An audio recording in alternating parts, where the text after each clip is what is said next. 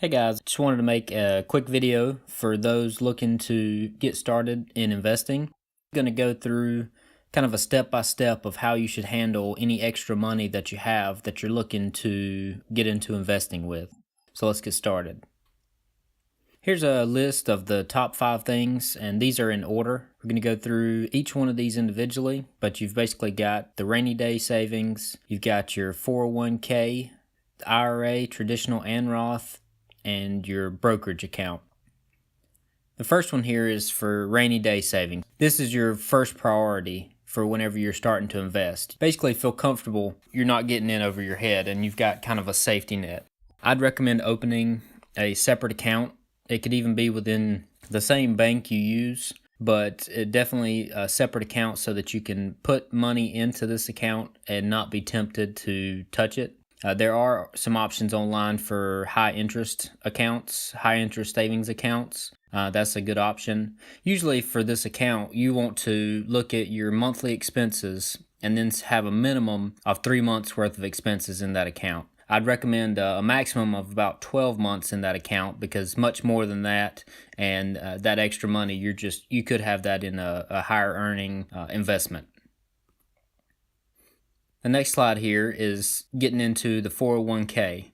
Check with your employer and see, a lot of your bigger employers will have a 401k that you can get set up through them. Then also see if they have a match to your contributions. If you put up, let's say, 5% of your income or 5% of your paycheck to go to your 401k savings, they'll match that up to that 5%.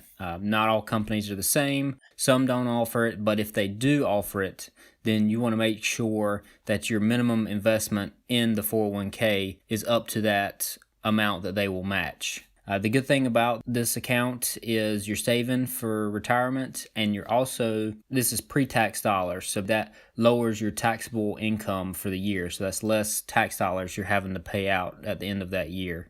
There is a maximum amount that you can put into a 401k that changes about every year. The IRS sets this, and for example, in 2017, it was $18,000 that an individual could put into their 401k account.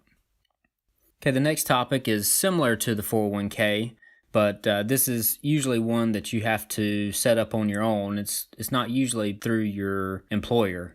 That's the traditional and Roth IRAs, which IRA is just investment retirement account. A traditional IRA account may be tax deductible. It just kind of depends.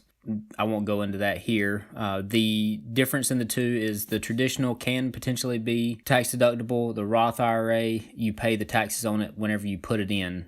So therefore, whenever you take it out in retirement, the Roth IRA, you've already paid the taxes, so it'll be tax-free after you pull it out in retirement. The opposite is true for traditional. You pay the taxes on it when you pull it out in retirement. There is a maximum you can contribute. That is, again, set by the IRS, and that's a combined total for the Roth and traditional together. For example, in 2017, it was $5,500 for an individual. The last topic I'll go over is a brokerage account. So if you've maxed out your 401k and you've maxed out the IRAs, then you can look at opening a brokerage account. A lot of companies do this. The ones that I use, for instance, I put on here, I've got E-Trade, Vanguard, and Betterment. I really like Betterment. It's an app you can get on your phone.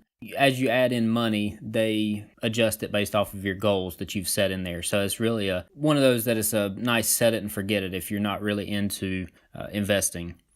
There's no real tax advantage to this. Any money you make off of this, you're going to be paying income tax on it. But it's nice to have, because there's no contribution maximum, so you can put as much or as little money as you want in a brokerage account. I would recommend, whenever you open an account, that you stick to what's called passive mutual funds, and then there's also ETFs, or exchange traded funds. An example of this is the Vanguard Total Market Fund, which has very low cost on the managers because it's not actively managed. Yeah, I would say stick to those to begin with. That way you're invested in a lot of different things, but you're not really having to watch it very much. I would definitely avoid trying to pick stocks or time the market. It's been proven time and time again, unless you just get extremely lucky, this is not a sound investing strategy.